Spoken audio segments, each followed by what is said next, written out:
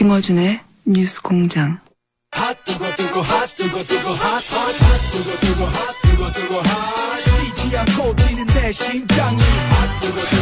요즘 언론에 많이 등장하십니다. 네. 댓글은 안 좋아요, 그래도. 뉴스 공장 외에도 여기저기 많이 등장하시고, 여기저기 많은 어록을 남기고 계신 하태경 최고위원 바른정당에 나오셨습니다. 안녕하십니까. 예, 안녕하세요. 하태경입니다. 자, 바른정당 요새 난리예요. 연속으로. 줄초상. 마음이 심란합니다. 사실은 거슬러 올라보면 그때는 뭐 그런 낌새가 있었던 건 아닌데, 황영철 의원도 사실은 통합에, 지금 통합할 때가 아니다라고 말할 뿐이죠. 예. 그리고, 뭐, 이혜훈 의원은 대표적인. 예, 그렇죠. 예. 예. 그런데 이혜훈, 이제 다시 짚어볼까요? 이혜훈 의원 대표가 사퇴를 할 수밖에 없는 상황에 되고 나서, 세간에서는, 유승민 비대위 체제로 가는구나. 다들 네. 그렇게 생각하고, 언론도 보도했고, 본인도 생각이 있다. 그렇지 않습니까? 예. 근데 갑자기 김무성 전 대표가 막아섰죠. 예. 예, 강경하게 막았었죠. 아주 강경하게. 아주 강경하게. 좀 이상할 정도로 강경하게. 그러면서 유승민 사당이라고 하는 제가 보기에는 납득할 수 없는, 네, 이유로 명분을 내세워서 막아섰어요. 그래서 통합파하고 이 자강파가 대립구도를 형성하고 뭐 이런 얘기 쭉 나오다가 중간에 툭 나온 얘기가 뭐냐면, 이렇게 양축이 부딪혀서 크게 파열음이 나면 안 되니까 남경필 도지사 같은, 예, 좀 유화적이고, 근데 그분도 자강파잖아요. 그렇죠. 우리 예. 당을 지켜주는 분이죠. 예. 가장 먼저 탈당했었고 가장 대표적인 초기의 자강파인 분인데, 그럼 이제 남경필 도지사로 그런 체제로 가려나 하는 전망이 하루 이틀 있자마자 남경필 도지사의 아들 마약 문제가 팡 터졌죠. 이게 다 우연일 수 있습니다.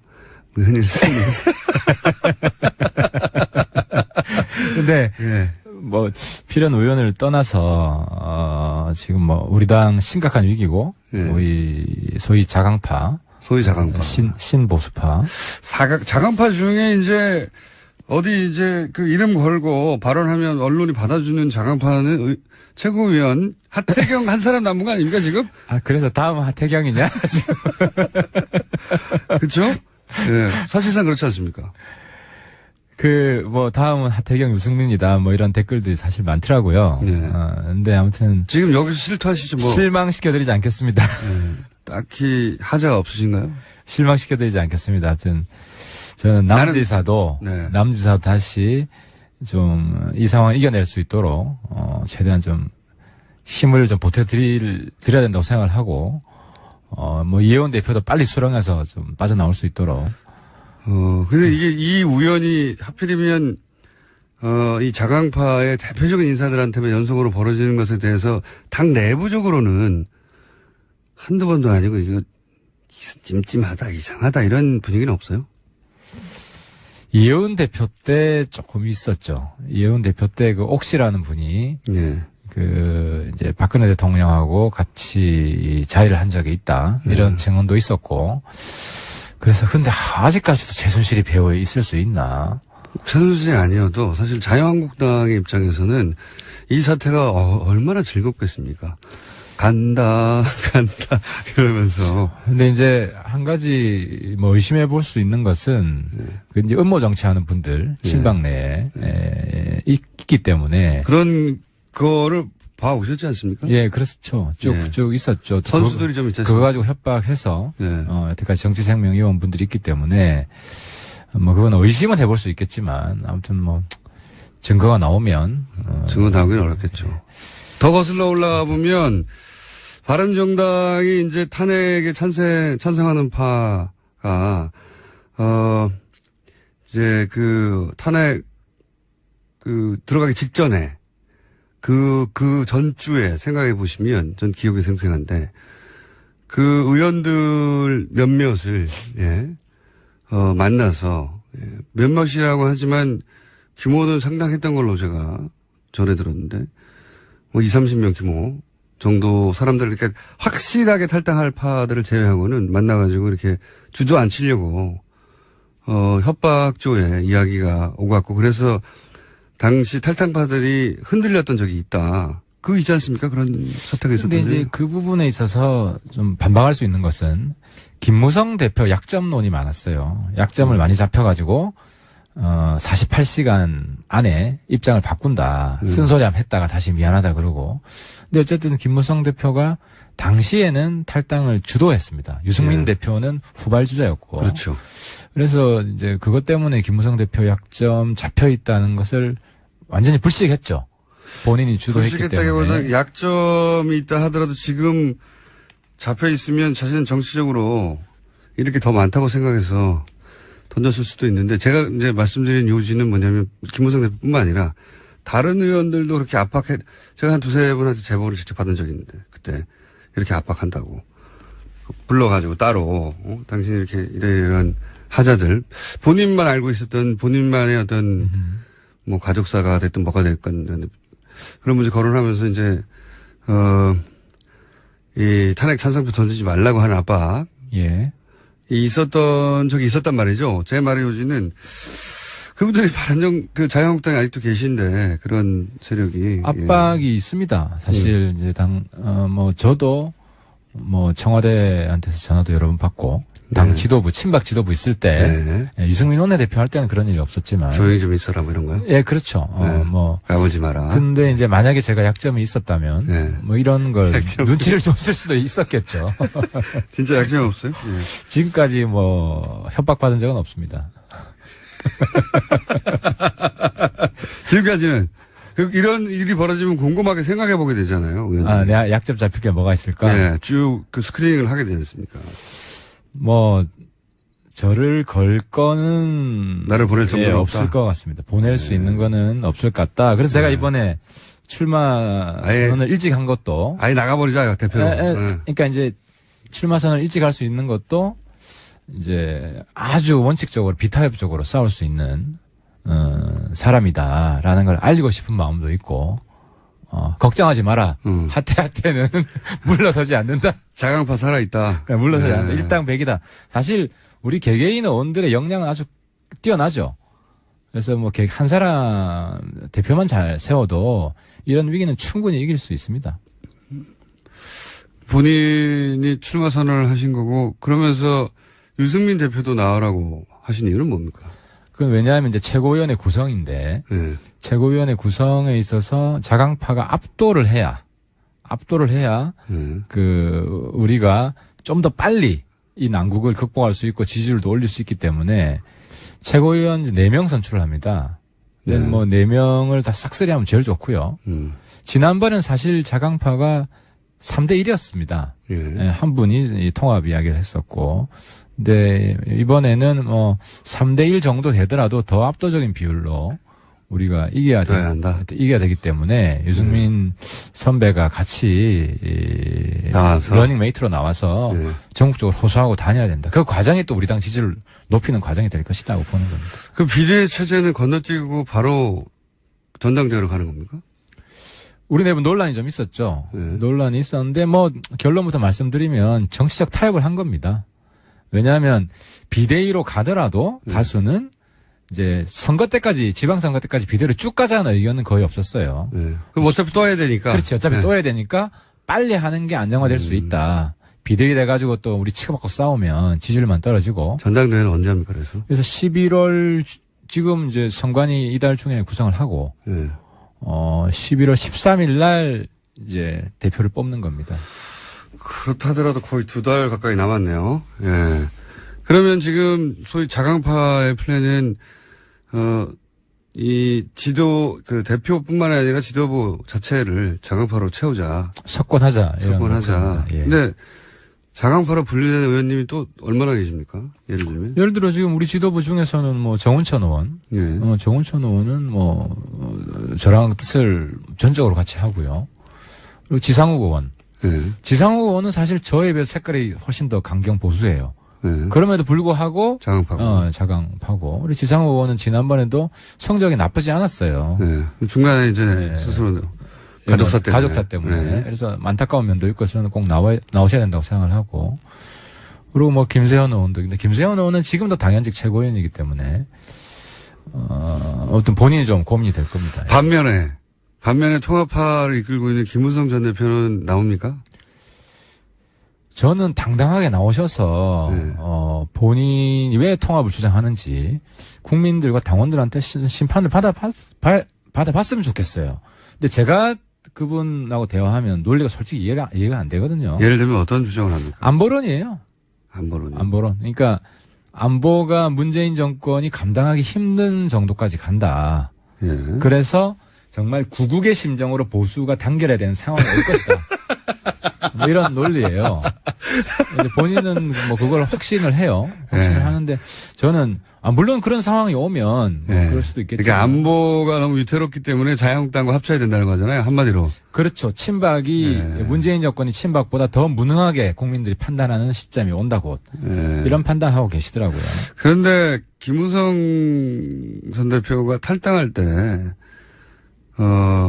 새누리당 지금의 자유한국당에 대해서 얼마나 비난을 했습니까, 공개적으로. 그 재산 관련해가지고도 당의 재산이 다 이거 군사정권 시절에 물려받은 거라부터 시작해서 무수한 비난을 쏟아부었잖아요. 하나도 안 변했는데 다시 돌아간다는 게 재밌습니다, 저는 정치인들이. 재밌죠. 그런데 이제 김무성 대표는 근데 이제 정치적으로 계속 살아남아 있는 이유가 뒷담화를 안 깝니다. 그러니까 본인의 생각을 솔직하게 다 이야기를 해요. 그러니까 저는 참 이해가 안 되는데 제 기준으로는 그게 제가 보기에는 그분 앞에서 내가 솔직하게 얘기한다고 하는 연기력이 출중하신 거 아니에요? 근데 이제 이런 이야기를 하시는 거예요. 우리가 이제 탈당해서 나온 거는 본인이 탈당해서 나온 거는 반기문 꽃가마 태우려고 한 거죠. 네, 꽃가마 태우려고 한 건데 그건 이제 뭐 지나갔으니까 그리고 기본적인 그 보수 이념은 다르지 않다. 친박이 있는 거 빼고는. 그러니까 이제 이런 논리를 주장하시는 거는 솔직한 거죠. 솔직한 거고. 솔직한 거로 보여지는 그 뒤에 말 못할 사정이 있는 거 아닙니까? 그렇더라도 포장하는 능력은 정치적 능력이죠. 그래서 뭐 우리 당이 깨질 수가 있다는 이야기를 본인 입으로 해요. 하기 때문에. 깨겠다는 얘기인 것 같은데요. 그거보다는 본인 입장에서는 전체를 이끌고 가야죠. 그 정도 무게의 정치인이면. 근데 제가 이제 김무성 대표한테 요구하는 거는 본인이 전체를 이끌고 갈 정도의 그 능력이 안 된다면 그냥 우리한테 따라와라. 본인도 그런 생각해요. 정치 미련이 없다고.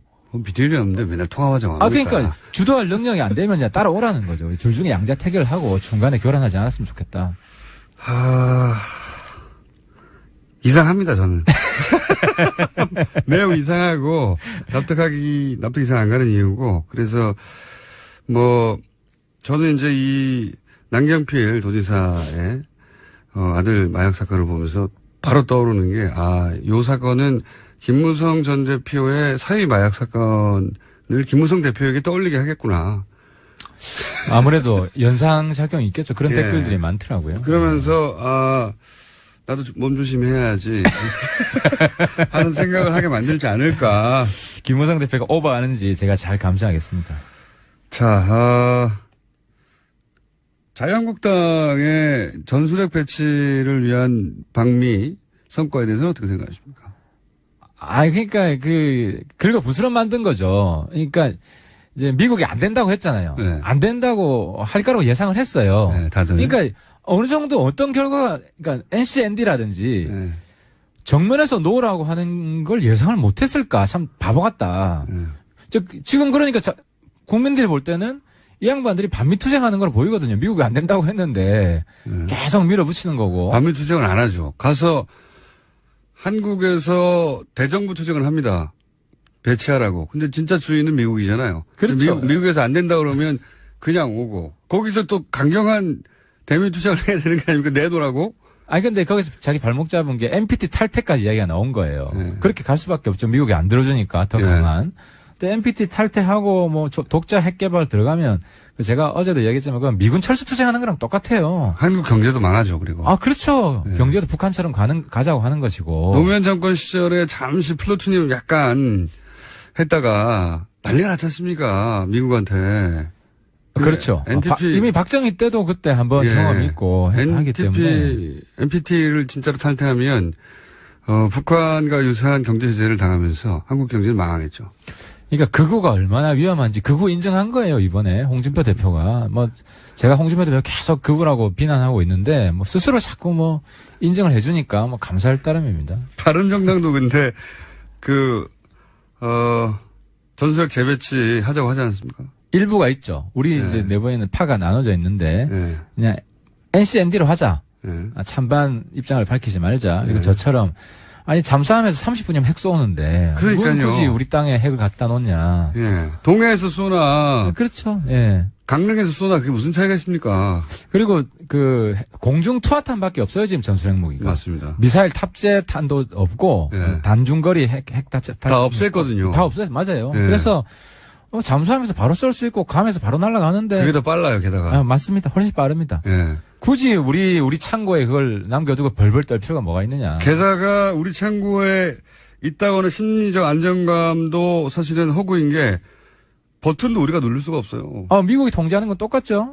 맞습니다. 뭐하러 이 창고에 들어놓냐 이거죠. 그렇습니다. 근데 그 유일한 허용성은 중국을 압박하는 용이었는데 이미 미국이 안 된다고 답변한 이 상황에 그걸 전술핵 계속 주장할 필요가 없다는 거죠. 그 목적은 저는 하나인 것 같아요. 이제 북핵에 대해서 사람들의 불안감이 실제 있으니까요. 그 공포에 편승해서 정치적 이득을 얻으려고 하는 거죠. 자기들도 안 된다는 걸 모르겠습니까? 그렇죠. 그래서 저는 보수정당이기 때문에 핵 탑재 잠수함 상시 배치를 주장을 하는 게 그나마 국민들 불안을 좀 덜어줄 수 있지 않겠냐. 미국도 그 정도는 하지 않겠습니까? 그러니까 핵 개발까지 나간 건 진짜 많이 나간 건데, 그래서 이제 거기서 바른정당과 자유한국당의 차이점이 드러날 타이밍이긴 한데, 남경필 이혜원 대표 이어서 남경필 도지사 빵 터져서, 남경필 도지사의 이 건이 바른정당에 미칠 영향은 어떤 게 있을까요? 어쨌든 위기를 기회로 삼아야 되고 위기의식이 커지고 있는 거죠. 우리 지지자들이 이 당을 지켜야겠다 하는 굉장히 커질 수 있을 것 같고, 아까 부작용은 약점 있는 분들이 조금 더 불안해하겠구나. 근데 이제 글쎄요. 아무튼 저는 김무성 대표가 아주 오래된 정치 이력을 가지고 있기 때문에 거기에 휘둘릴 분이라고 보지는 않습니다. 저는 봅니다.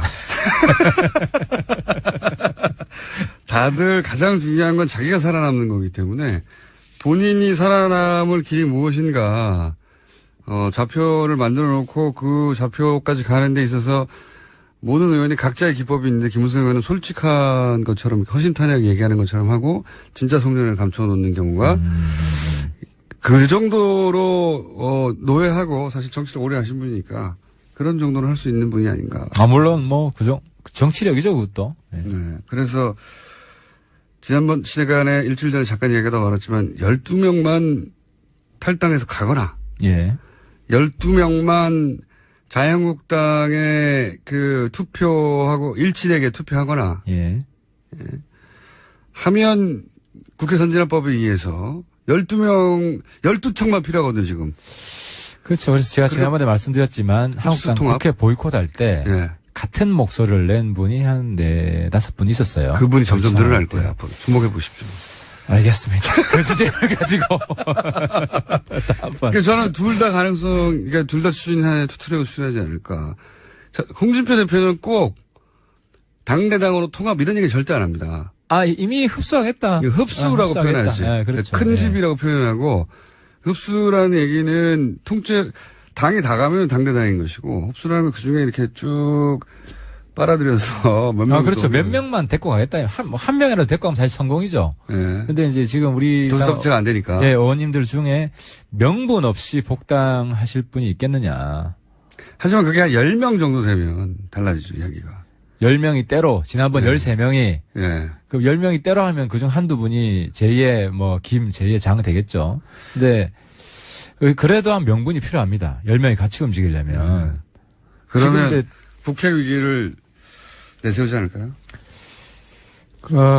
그게 이제 김무성 대표 논리인데, 지금까지는 친박 8적 플러스 알파를 주장을 했었어요. 네. 우리가 들어갈 명분은 8적 가지고도 안 되고 거기다가 2-3명 더 보태야 된다. 근데 지금 뭐 서청원 최경환 출당시키는 것도 어려워하는 당이기 때문에 그 명분은 못 챙겨주고 그 외생적 변수가 생길 거다 하는데 그건 너무 막연하죠. 정치하는 사람 입장에서는. 외생적 변수를 기다려서 그때. 그래서 아마 명분을 못 찾아서 쉽게 탈당을 못 할 거다. 저는. 이런 거 가능하지 않을까요? 북한이 지금 이 실험을 멈추지는 않을 것 같고 한 번 더 할 수도 있을 것 같고요. 예, 미사일 더 쏠 겁니다. 미사일 더 쏠 수도 있고 그러면 북핵 실험을 한 번 더 하다든가 아니면 ICBM급을 좀 더 장거리를 쏜다든가 그럴 때 막 확 들고 일어나는 거죠. 확 들고 일어나면서 문재인 정부 무능을 보라면서 우리 이 안보 국면을 이렇게 흩어져서 보수가 대응할 수 없다. 다 같이 합치자. 뭐 이런 명분 막 만들어가지고 그런 얘기 하고 싶은 게 있죠. 근데 네. 국민들이 바보가 아니고 특히 우리 의원들도 그때 보이콧 의청할 때 보면 네. 다수가 합리적이에요. 그분들은 아직 약점 안 잡힌 것 같아요. 그분들이 보이콧도 말도 안 된다 해서 그걸 그냥 무산시켜버렸거든요. 그러니까 너무 과한 명분을 들고 나오면 당 내부에서 제어가 됩니다. 아직까지는 그렇습니다. 그런 분위기입니까? 예, 아직까지는 네. 그렇습니다. 사실 불안해하고 있긴 하죠. 당에서. 근데 어쨌든 뭐 최대한 빨리 이 위기를 극복해 나가겠습니다. 그러면 바른정당이 네. 자강론으로 질주하려면 결국 하태경 의원이 또 대표가 돼야 되네요. 뭐 보시였지 않습니까? 뭐 저 물불 안 가리고 싸우고 있고 좀 이렇게 좀 도와주시기 바랍니다. 예. 저희 방송에 나왔다가 이렇게 잘 되시고 이렇게 한꺼번에 추락하는 분들이 있거든요. 그 코스가 몇 번 검증됐습니다. 네. 요거 한 가지만 더 좀. 예. 요즘 블랙리스트 한참 나오지 않습니까? 예. 이거는 보수정당에서 뭐라고 대응해야 되는 겁니까? 이거는 뭐 변명의 여지가 없고 정말 저는 사실 뭐 MB 정부 때 국회의원도 안 했고 뭐 관계가 없지만 정말 죄송하고 보수가 반성해야 될 일이고 그 연예인 분들 제가 일일이 개인적으로 사과하고 싶어요. 앞으로 더 이상 그런 일이 절대 없을 것이다. 그리고 원래 원칙적인 보수는 블랙리스트 안 만듭니다. 기본적으로 표현의 자유를 인정을 하고. 그래서 아무튼 이건 뭐 정말 부끄럽습니다. 너무 미안하고 죄송합니다. 박근혜 정부 시절은 없었을까요? 과연? 국정원에서. 예. 국정원에서 만들기는 어렸을 거예요. 국정원 댓글 때문에 푸닥거리를 한번 했고. 예. 이제 국감까지 했기 때문에. 그래서 이제 청와대에서 바로 내려갔던 거라고 보이고. 국정원에서 했으면 청와대에서 안 했겠죠. 그러니까 국정원에서 못했으니까 김기춘 실장이 본인의 또 나름의 우국충정이 있잖아요. 글쎄, 김기춘 전 비서실장이 청와대를 장악해서 청와대에서 블랙리스트를 만들었는데 그걸 국정원한테 실행을 시키지 않았을까요? 당연히? 네, 국정원에서도 이 원장 되는 분이 그런 나름대로 배심이 있어야 되는데, 그런 분이 아니었죠. 마지막에 원장 하신 분. 아니, 그러면은 국정원이 김기춘 비서실장과 박근혜 정부의 블랙리스트 명령을 거부했다는 겁니까? 아니, 명령을 하지 않았을 거예요. 그러니까 국정원이 왜냐면 저는 그건 아니라고 생각합니다. 근데 왜 명령을 하지 않았을 거라고 생각하시는지? 아니, 그러니까 댓글 문제로 이미 홍역을 치렀는데 예, 그것 때문에 내부에 상당히 경계하는 게 있고 그러니까 더 조심스럽게 국회가 감시하고 하기 때문에 댓글 리스트를 똑같이 만들어 가지고 이중 플레이를 하라. 그러니까 문체부에서 하고 있는데 국정원에서 같이 하라. 그 정도 저는 간이 컸을까 싶어요. 그건 약간 국정원을 너무 진짜 흥신소 수준으로 보시는 것 같은데 국정원 정도라면 들키지 않고도. 근데 국정원 내부에 정책 성향이 있는 분이 항상 있고 그래서 항상 터져 나왔어요. 네. 내부에서 내부 고발자가 있기 때문에 그걸 아주 잘 알고 있는 집단입니다. 그러니까 똑같은 시행착오를 저는 하지 않았을 거라고 봅니다. 더 안 들키도록 했겠죠. 그게 어렵습니다. 이게 상의를 해야 되고. 자, 그러면. 내부에 회의를 해야 되고. 공개적으로 내기 한번 하죠. 예. 박근혜 정부 하에서의 댓글 공작 혹은 블랙리스트가 뭔가 문건이 나오거나 하면 의원님이 염색을 하세요. 빨간색으로. 잠깐만.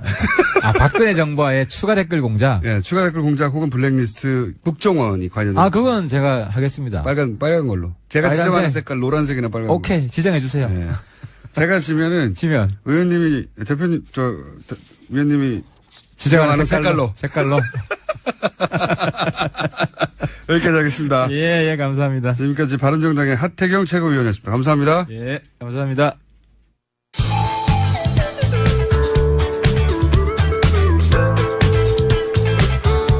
환상의 시사 아이돌 고깃빛깔 김호준.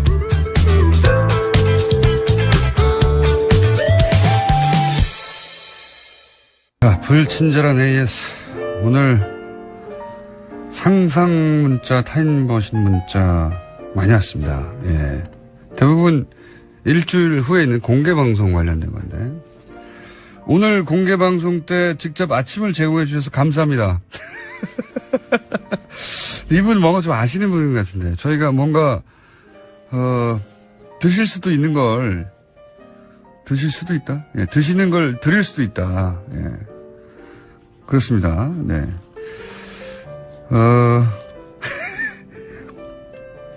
세종문화회관 대강당에서 뉴스공장 20주년 기념 생방송에 다녀왔어요.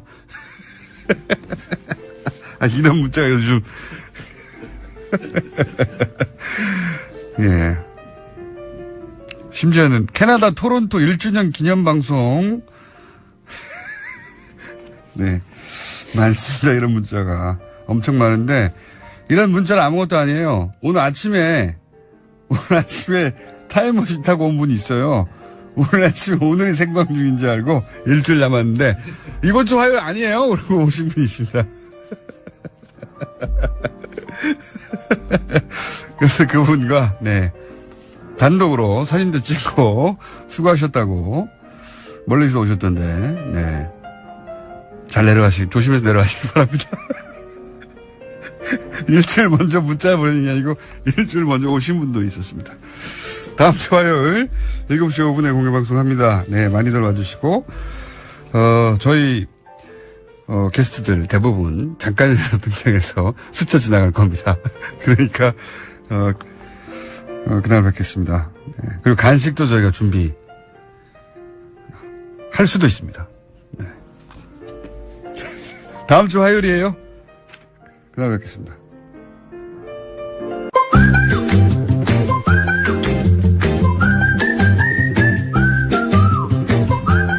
자, 칼 플라이 사회경제연구소.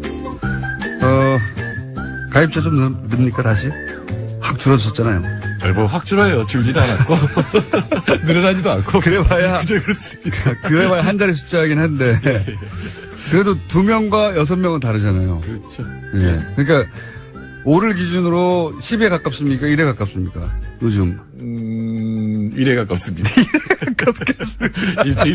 근데 일주일에 몇 명씩만 늘어도 대단한 겁니다. 네. 왜냐하면은, 지난 몇 년간 거의 한 번도 늘지 않았기 때문에. 네. 아니요, 그렇지 않아요. 3년 동안 300명이 늘었으니까. 1년에 100명. 예. 3일에 1명 아닙니까, 그러면? 예, 평균. 그렇죠. 근데 초기에 확 늘었다가 그 다음에 안 늘었겠죠. 그런 거죠. 자, 칼 폴라니 사회경제연구소는 홈페이지도 있죠? 그럼요. 네. 홈페이지도 없는 결 연구소도 있습니다. 그래. 저희 임정우 소장님 결 연구소 홈페이지 없고 카페를 따로 인문 결 연구소 카페를 따로 운영하신다고 하더라고요. 예. 홈페이지는 곧 하겠다고. 자, 오늘 주제를 사드로 들고 오셨어요? 네. 네. 사드로 들고 오신 거는 아무래도 중국 쪽에서 이제 철수하는 기업들도 많고 중국은 뭐 경제보복이라고 인정 안 하고 있지만 경제보복은 확실한 것 같고요. 네. 네, 중국 정부가 뭘 공식적으로 한 건 물론 없습니다. 그러나, 네.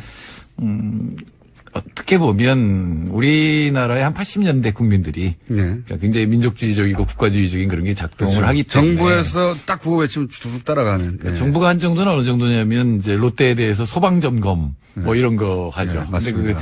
근데 또 이제 통관할 때 네. 정말로 원래 규정대로 하면 안 걸릴 게 별로 없거든요. 그러니까 그런 것들 때문에 이제 수방 규정 같은 것도 우리나라도 그렇지만 네. 어떤 규정을 소위 고지고대로 텍스트대로 적용하면 이거 3cm 더 나왔는데 뭐 이런 거 많잖아요. 예. 그런 식으로 해서 롯데가 점포가 99개인가 있었는데 그중에 87개가 지금 영업을 못하는 정도니까 사실상 뭐 망했다고 봐야 되는 거죠. 이게 이제 손님만 안 가는 게 아니라 네. 점포에는 여러 가지 물건이 들어가잖아요. 그렇죠. 근데 이 공급하는 쪽에서도 이제 물건을 못 댄다 그러니까 이제 운영을 할 수가 없게 되는 물건 지낼 때가 비는 거니까요. 네. 그러니까 지금은 소비재 영향이 있어요. 지금 중국 때문에 가장 이제 이익을 본 게 화장품. 중국 여성들이 정말 한국 화장품 좋아하거든요. 그 다음에 이제 한류 이런 쪽, 그 다음 자동차 이런 것들이 소비재잖아요. 소비재가 직접 영향을 지금 받고 있고 아직은 부품 장비 쪽은 괜찮은데 만일에 중국 현지 생산이라든가 이런 게 줄어들게 되면은 이제 한국의 부품 수출도 이제 문제가 될 수가 있겠죠. 결국 이제 미국의 이제 동아시아 전략 때문에 설치하게 되는 사드 때문에 피해는 우리가 입게 되는 건데 이 피해 규모나 혹은 지금까지의 피해 정도 뭐 어떻습니까? 한은이 이제 공식적으로 발표를 했는데 GDP의 한 0.2% 빠질 거다. 근데 그거는 어떻게 계산했냐면 관광객이 30% 줄어들고 수출이 2% 줄어든다고 이제 그러니까 가정을 하고 추정을 한 건데 사실 그거보다 훨씬 더 많을 작년 전망입니다. 그러니까 작년 2월부터 금년 2월까지 1년 동안을 본 건데 사실 금년 2월부터 내년 2월까지 전망한 건데 사실 그보다 훨씬 클 것 같거든요. 중국 관광객 예를 들어서 명동이나 또는 면세점의 매출은 30%가 준 게 아니라 그렇죠. 거의 뭐 폭락했다고 하던데. 제가 다니는 대학원이 북촌을 끼고 올라가는데 많이 줄었어요. 옛날엔 중국 사람들 때문에 걷지를 못했는데 요즘 뭐 명동에 제가 자주 가는 건 아닌데 어쩌다 한번 이 일 있고 나서 가면 그전에는 80~90%는 그 중국어였거든 들리는 게. 지금 안 들립니다. 그리고 굉장히 시끄러웠잖아요. 많고 시끄럽고. 그러니까 우리나라 2016년 작년 대중 경상적자 그러니까 수출 무역에서 얻은 흑자하고 경상 흑자, 그다음에 여행 수지에서 얻은 흑자가 한 406억 달러 되거든요. 2015년에는 한 470억 달러 가까이 됐어요. 이게 우리나라 GDP 2.5% 정도 됩니다. 그러니까 만일에 반 정도 줄어든다 그러면 우리나라 GDP가 1.2% 깎이게 되는 거죠. 근데 우리나라 지금 3% 성장이 어렵잖아요. 근데 그중에 1% 깎여 나가면 이건 굉장히 충격이 크다고 볼 수가 있죠. 그렇군요. 지금 당장은 이제 무역 수지, 여행 수지, 부품까지는 아직 안 갔다는 말씀이시고, 그죠? 네네. 그리고 중국의 현대자동차도 상당히 힘든가 봐요. 기사가 계속 나오는 거 보면. 예. 현대자동차, 기아자동차 전부 현지 공장이 제대로 돌지 못하죠. 안 팔리는 것도 안 팔리는 거 한 40% 판매가 줄었으니까 이건 더 줄 것 같은 느낌이 들어요. 근데 또 하나는 이제 현지 공장들이 있는데 부품 수급이 원활하지 않으니까 왜냐면 납품 대금을 제때 못 주니까 옛날에 그게 다 이렇게 몇 달씩 묵혔다가 주고 이랬는데 이런 것들이 이제 문제가 되면서 지금 조업이 안 되고 있죠. 그래서 현대차도 중국에서 사기 크고 롯데는 뭐 철수. 네.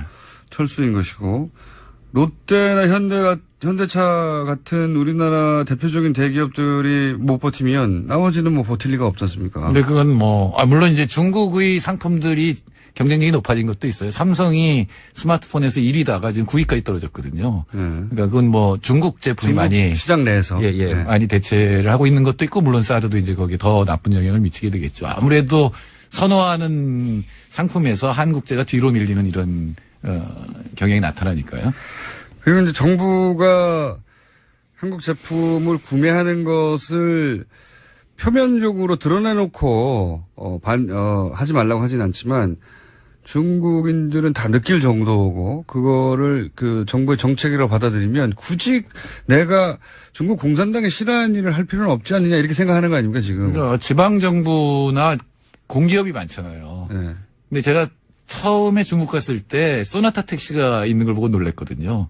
그건 이제 산 거예요. 네. 서울시가, 그러니까, 북경시가 소나타를 산 건데, 그런 거는 바로 바꿔버리면은, 그럼 타격이 크게 되겠는데, 더 나쁜 거는 최악의 경우는 뭐냐면 중국에서는 관시, 로 그렇죠. 보통 이제 사업을 하잖아요. 특히 처음 시작할 때. 관계를 통해서. 근데 부패 잡는다고 하면 이건 무슨 경제적인 문제도 아니고 형법의 문제가 되기 때문에 중국 정부가 보복하려면 아직도 할 일은 많이 남아 있죠.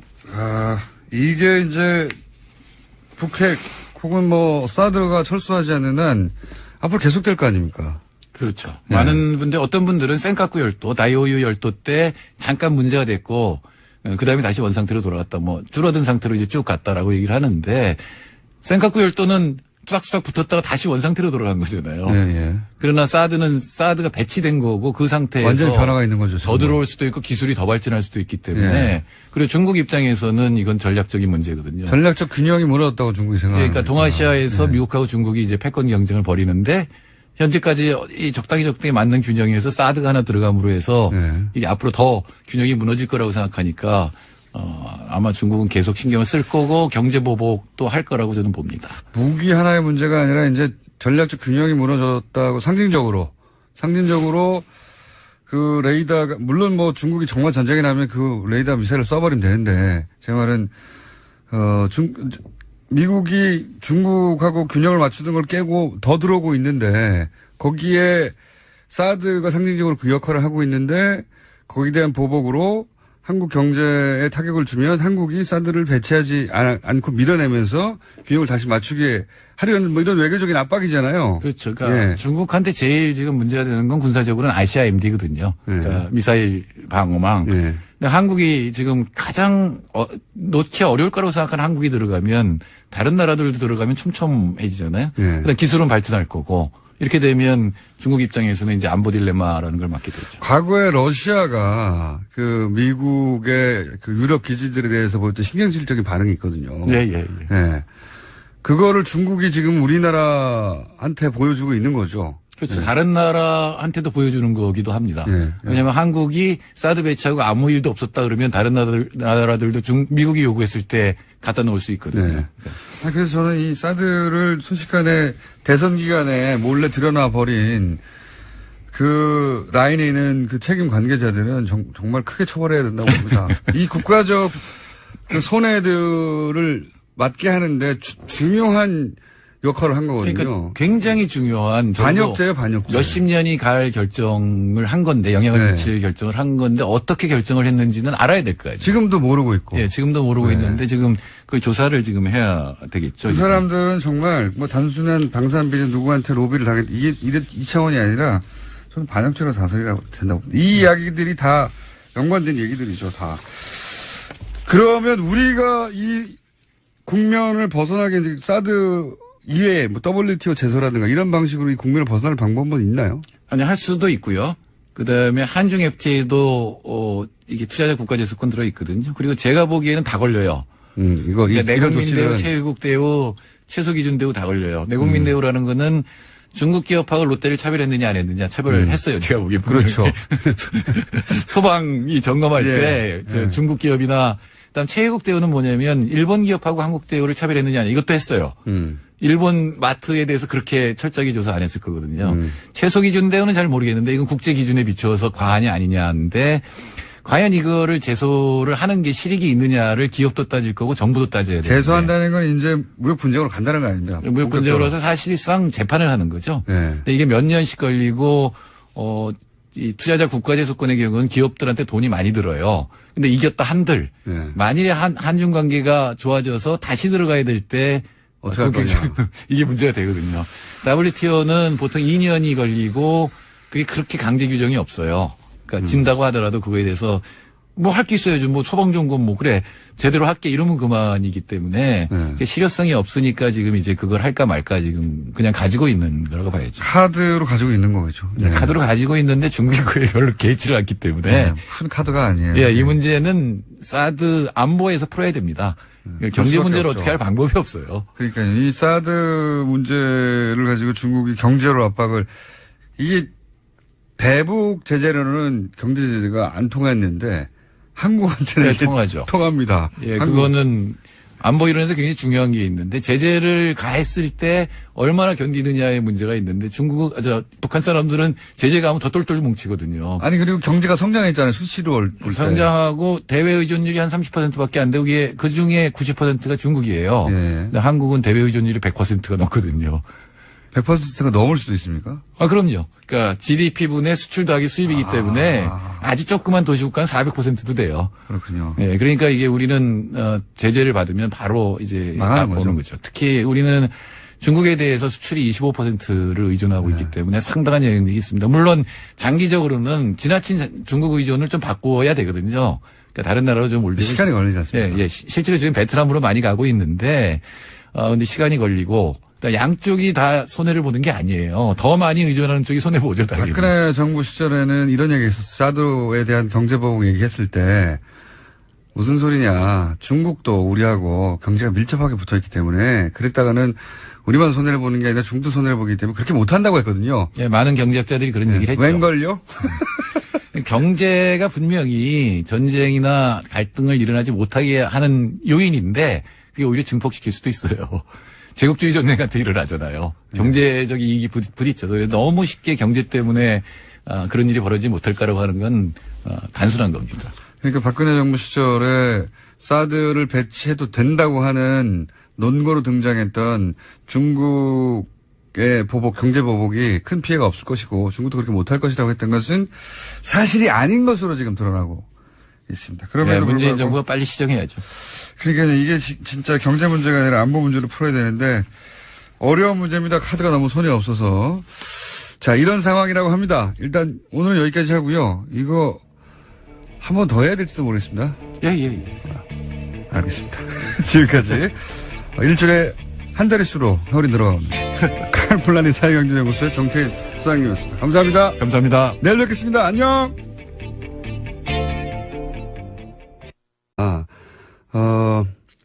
이제 탄핵 들어가기 직전에 그 전주에 생각해 보시면 전 기억이 생생한데 의원들 몇몇을 만나서 몇몇이라고 하지만 규모는 상당했던 걸로 제가 전해 들었는데 20-30명 규모 정도 사람들 이렇게 확실하게 탈당할 파들을 제외하고는 만나가지고 이렇게 주저앉히려고 협박조에 이야기가 오갔고 그래서 당시 탈당파들이 흔들렸던 적이 있다. 그거 있지 않습니까? 그런 사태가 있었던데. 근데 이제 그 부분에 있어서 좀 반박할 수 있는 것은 김무성 대표 약점론이 많았어요. 약점을 많이 잡혀가지고 48시간 안에 입장을 바꾼다. 쓴소리함 했다가 다시 미안하다 그러고.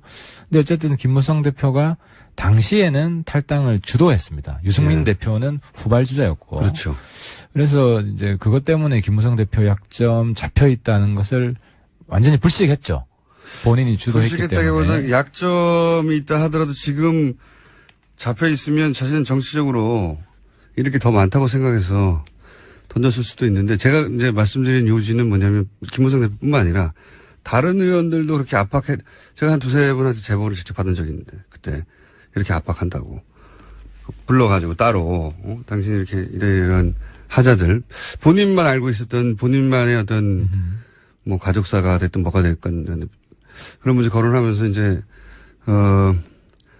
이 탄핵 찬성표 던지지 말라고 하는 압박 있었던 적이 있었단 말이죠. 제 말의 요지는 그분들이 자유한국당에 아직도 계신데 그런 세력이 압박이 있습니다. 사실 이제 저도 청와대한테서 전화도 여러 번 받고 당 지도부 친박 지도부 있을 때 유승민 원내대표 할 때는 그런 일이 없었지만 조용히 좀 있어라 뭐 이런 거요? 예, 그렇죠. 까불지 마라. 근데 이제 만약에 제가 약점이 있었다면 이런 걸 눈치를 줬을 수도 있었겠죠. 진짜 약점이 없어요? 지금까지 협박받은 적은 없습니다. 지금까지는 이런 일이 벌어지면 곰곰하게 생각해 보게 되잖아요. 내가 약점 잡힐 게 뭐가 있을까? 쭉 스크리닝을 하게 되지 않습니까? 저를 걸 거는 나를 보낼 정도는 없을 것 같습니다. 보낼 수 있는 거는 없을 것 같다. 그래서 제가 이번에 출마 선언을 일찍 한 것도 아예 나가버리자 대표로. 그러니까 이제 출마 선언을 일찍 할 수 있는 것도 이제 아주 원칙적으로 비타협적으로 싸울 수 있는 사람이다라는 걸 알리고 싶은 마음도 있고 걱정하지 마라. 하태는 물러서지 않는다. 자강파 살아있다. 물러서지 않는다. 일당백이다. 사실 우리 개개인 의원들의 역량은 아주 뛰어나죠. 그래서 한 사람 대표만 잘 세워도 이런 위기는 충분히 이길 수 있습니다. 본인이 출마 선언을 하신 거고 그러면서 유승민 대표도 나오라고 하신 이유는 뭡니까?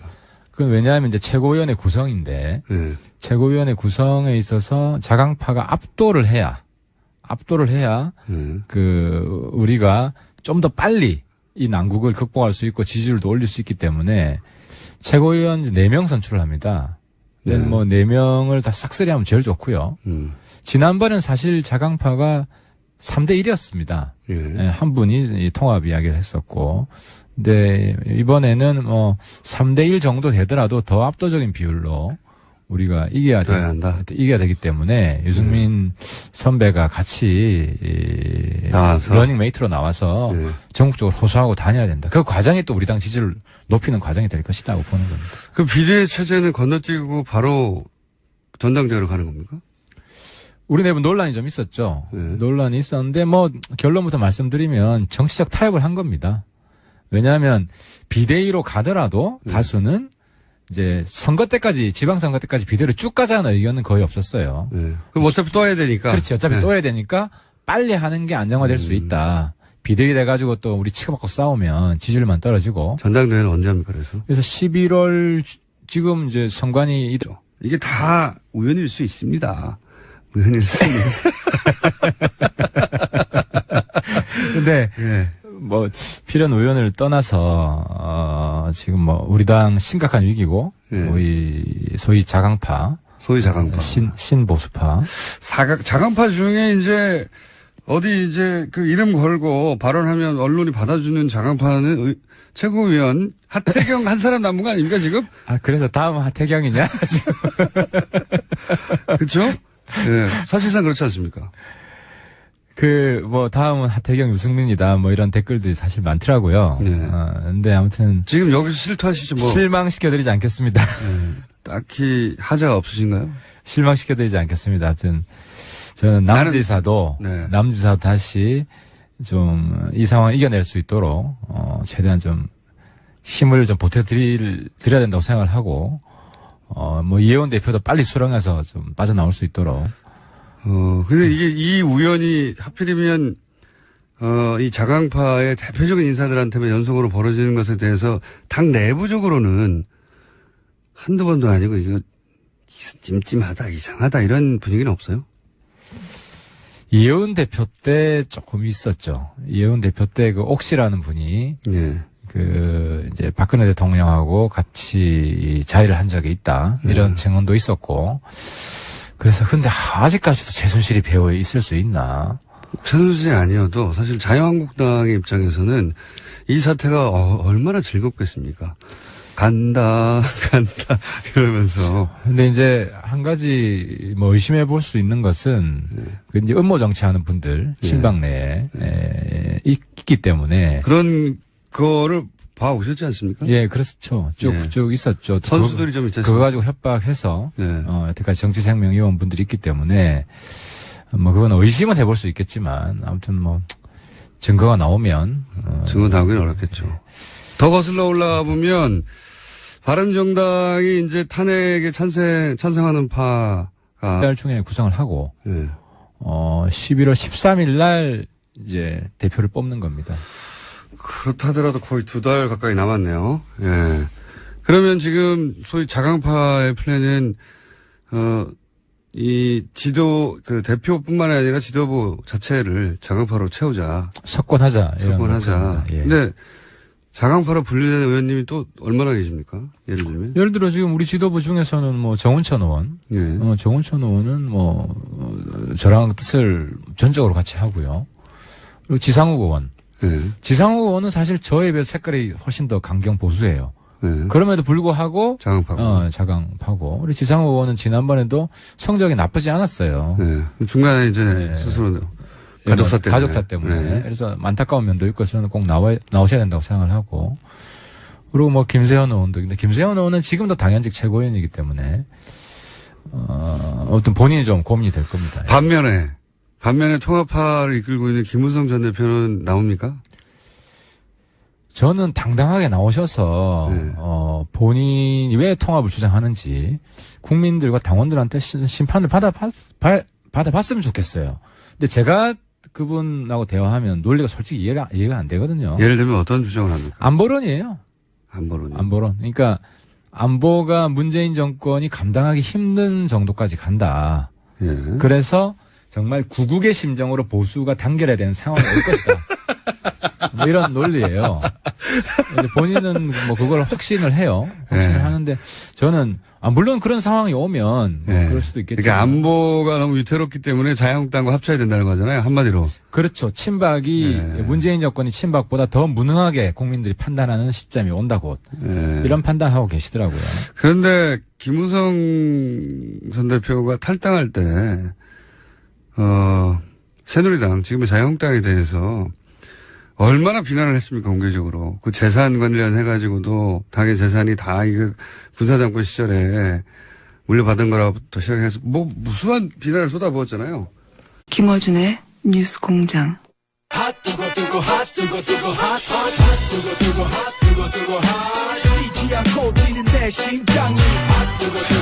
요즘 언론에 많이 등장하십니다. 네. 댓글은 안 좋아요, 그래도. 뉴스 공장 외에도 여기저기 많이 등장하시고 여기저기 많은 어록을 남기고 계신 하태경 최고위원 바른정당에 나오셨습니다. 안녕하십니까. 예, 안녕하세요. 하태경입니다. 자, 바른정당 요새 난리예요. 연속으로. 줄초상. 줄초상. 마음이 심란합니다. 사실은 거슬러 올라보면 그때는 뭐 그런 낌새가 있었던 건 아닌데 황영철 의원도 사실은 통합에 지금 통합할 때가 아니다라고 말할 뿐이죠. 예. 그리고 뭐 이혜훈 의원은 대표적인. 예, 그렇죠. 예. 예. 그런데 이혜훈 이제 다시 짚어볼까요? 이혜훈 의원 대표가 사퇴를 할 수밖에 없는 상황에 되고 나서 세간에서는 유승민 비대위 체제로 가는구나. 다들 그렇게 생각했고 언론도 보도했고 본인도 생각이 있다. 그렇지 않습니까? 예. 근데 갑자기 김무성 전 대표가 막아섰죠. 예. 예, 강경하게 막아섰죠. 아주 강경하게. 아주 강경하게. 좀 이상할 정도로 강경하게.